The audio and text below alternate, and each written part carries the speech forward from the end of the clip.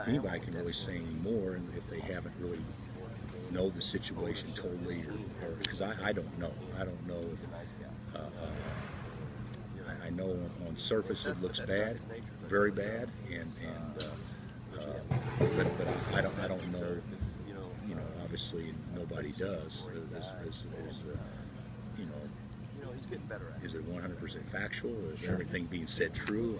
All those things. So, you know, I don't know. The initial reaction is, oh my God, I can't believe that. But I don't know if everybody will feel the same way. You know, after all the facts come out, because I think at this time we've heard one side, right? Sure. Yeah. So I don't know what the other side has to say. I'm not going to say it is impossible, because I think there's a lot of things that probably go on with our program that I would like to think that I know about that I probably don't know about. I mean, there's been numerous times where something that can happen that's so inadvertent about, you know, a little thing. I didn't know he was driving that car. You know, so now you got to go investigate, you know, what the situation is, and you know, you have to do all those things all the time. So I think there are some things that can certainly take place in your program that are of magnitude that a coach may not know about.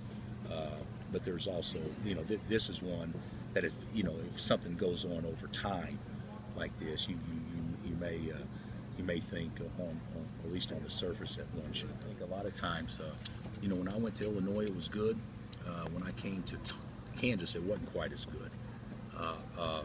But a lot of times when you have really good players and there's a coaching change, you know, guys benefit from the old style and what they've learned, and then they're able to take the new one and even be better because of it. You know, Roy did that with Larry. You know, Larry had his style, ultra successful, and Roy came in, was able to still have those principles, but put in what he wanted. And Shaka will do the same thing there at Tech. Steve will do the same thing at Iowa State. I think those two guys have great jobs and great personnel, and I think they're both going to be ultra successful. Didn't Steve have 3 point guards that played in the NBA at Murray State? Yeah. Wouldn't you be guard oriented? Yeah. You know, so you know, who knows? I think that coaches get so much credit. I mean, so if you're a point guard, you want to go here, but you know, supposedly, because look at the point guards they had. Hell, they were pros before they ever got there. Well, if you're a big guy, you want to go here, but look at the big guy. They were pros before they ever got there. So I think coaches are able to cater to their personnel. But you know, Shaka, trust me, he can play a half-court game too, and or he can play a pressing game. You know, I think that Steve will be able to adjust to whatever personnel he has. So. But Monty had a pretty good year for Fred, so he'll have another good one. Oh no, he's unique. I mean, how many?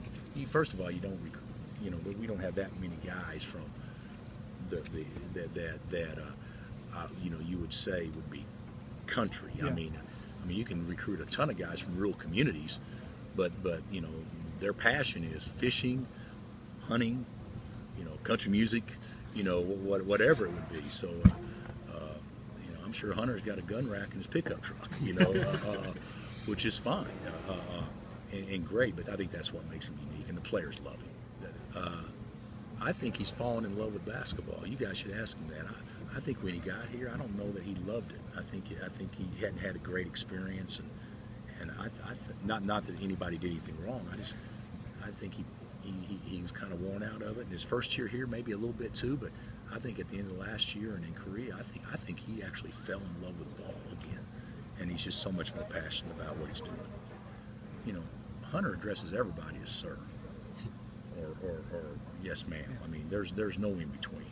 And Hunter was late to my house the other day because his battery went out, and he had to go do something buy a new battery or do something. He's like 5 minutes late to my house for a non-important event. Non-important. He could have come 45 minutes late, and he felt so bad that he was actually not timely. And I think so much of that is just the military background. But everybody's ceiling is different. You know, hey, Darnell Jackson playing in the NBA is a little bit different than Joel Embiid playing in the NBA. I mean, if Darnell Jackson, if he got a cup of coffee, unbelievable. I mean, the guy didn't make All-State in Oklahoma. even I did that. So I mean, that's the kind of stuff that I think is so great. Well,